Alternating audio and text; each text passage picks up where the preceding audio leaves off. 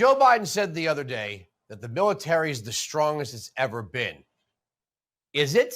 Because it seems like the branches are not meeting their recruiting goals. I wonder why.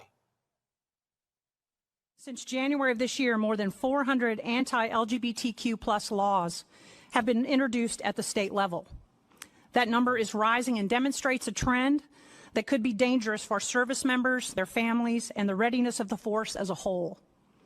When I look at potential candidates, say for squadron command, I strive to match the right person to the right job. I consider their job performance and relevant experience first.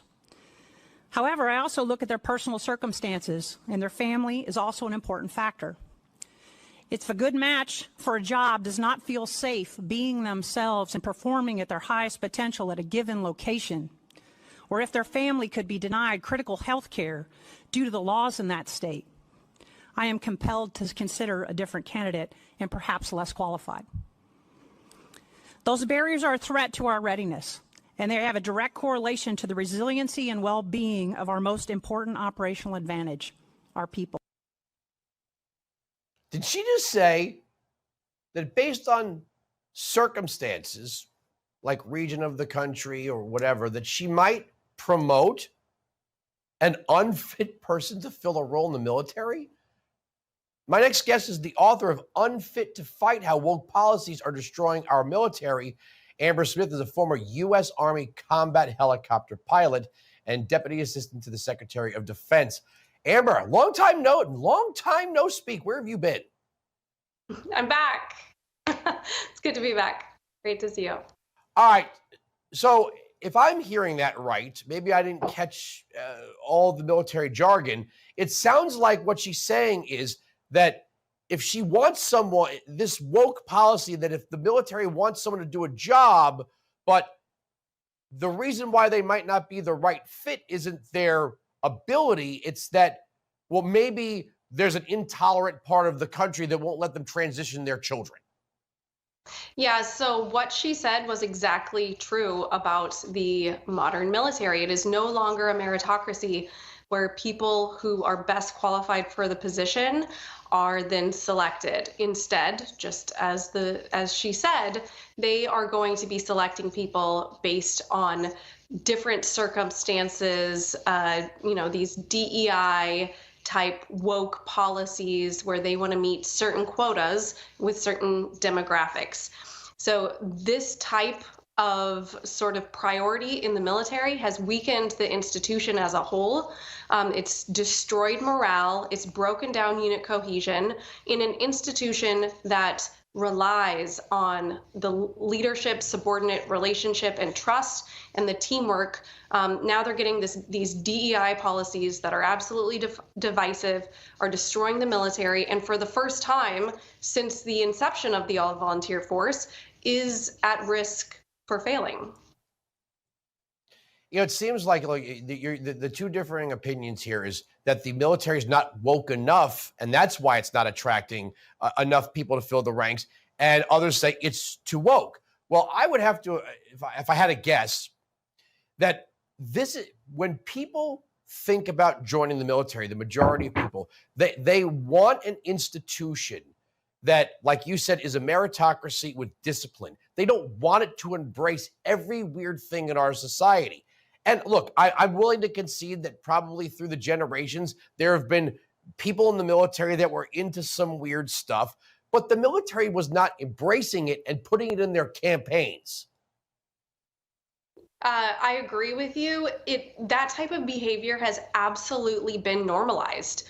It's very bizarre. It's a distraction from the mission, and which is to seek out and destroy our enemies, having the most lethal and elite fighting force in the world. Instead, you see them focusing on these policies, pushing these agendas, doing these types of trainings that are an absolute distraction where people are saying, this isn't the military that I signed up for. This is what I'm making all of these sacrifices, spending all of this time away from my family.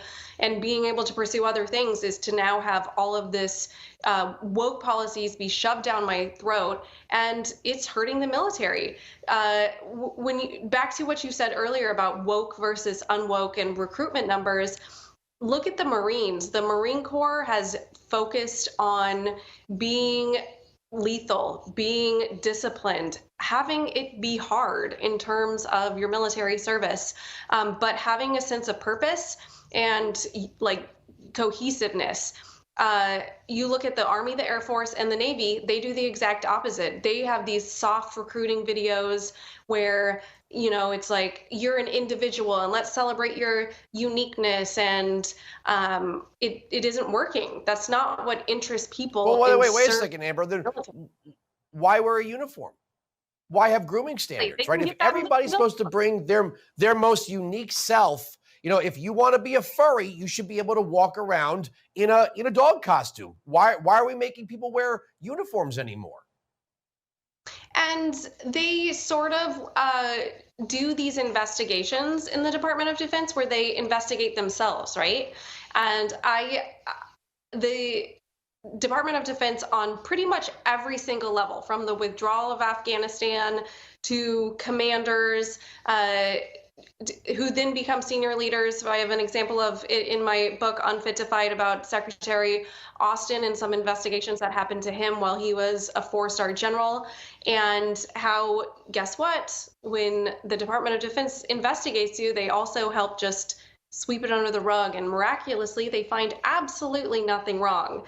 And we see a lot of senior leaders fail up in today's Pentagon.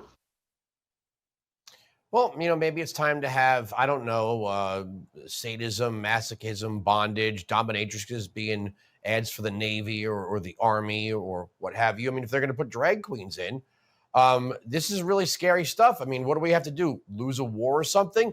I got 20 seconds. Well, the Navy is using a drag queen I know. Social media influencer. You've heard the reports about the military bases having these drag queen story hours at libraries and different pride events, and the Pentagon the Department of Defense as a whole has to refocus on what their priority is, which is to fight and win wars and accomplish the mission. Find the best and the brightest, protect the nation, destroy the enemy. That's it. I got to leave it there. Thanks for joining us. Thank you. Don't be a stranger.